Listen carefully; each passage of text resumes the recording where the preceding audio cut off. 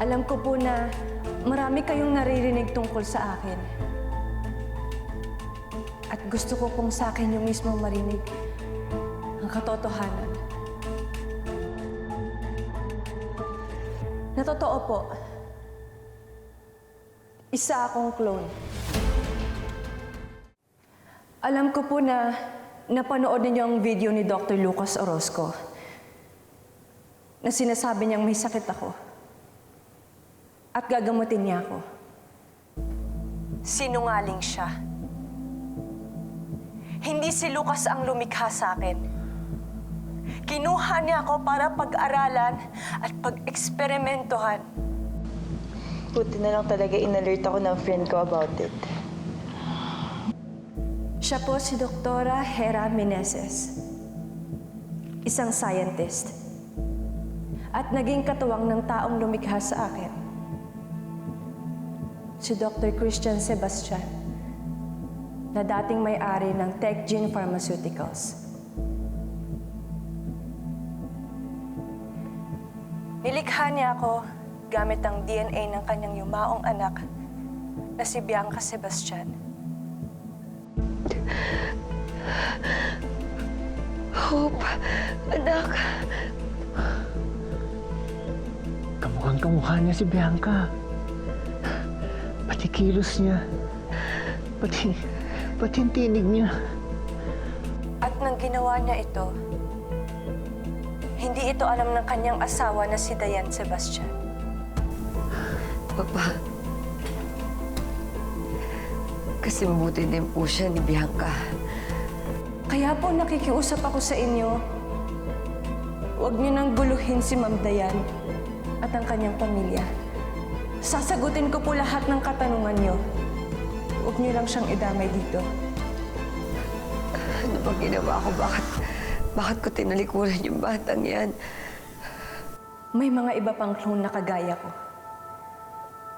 Sina Charity, Fatima, Agape, at iba pa. Iisa lang ang mukha namin. Ang mukha ni Bianca Sebastian. Pero wala na sila. Patay na silang lahat. Ang iba ay nagkasakit, pero ang ilan ay namatay. Dahil sa kagagawan ng iisang lalaki. At wala nang iba kundi si Lucas Orozco.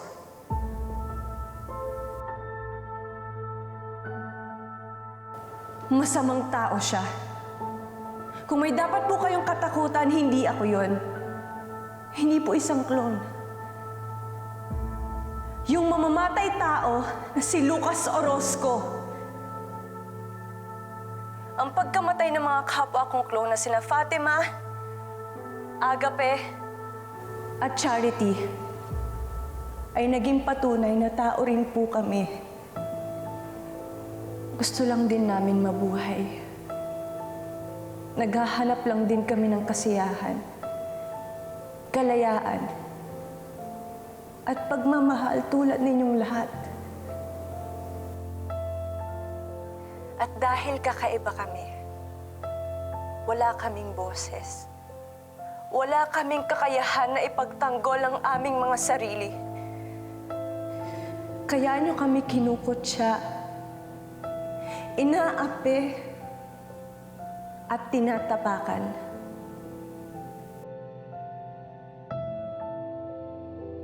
Kuya, kung wanted ka noon, mas lalo ngayon.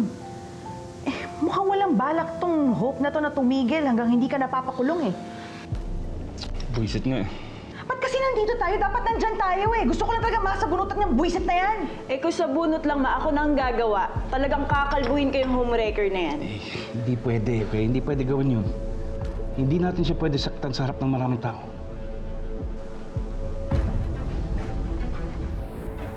At gusto ko lang pong malaman ninyong lahat na mahalaga rin po kami. Kaya po, nandito ako sa harap ninyong lahat. Nagsasalita para sa mga kagaya kong hindi tanggap ng lipunan. Tignan niyo kami. Respetuhin niyo kami. Dahil tulad ninyong lahat, tao rin po kami.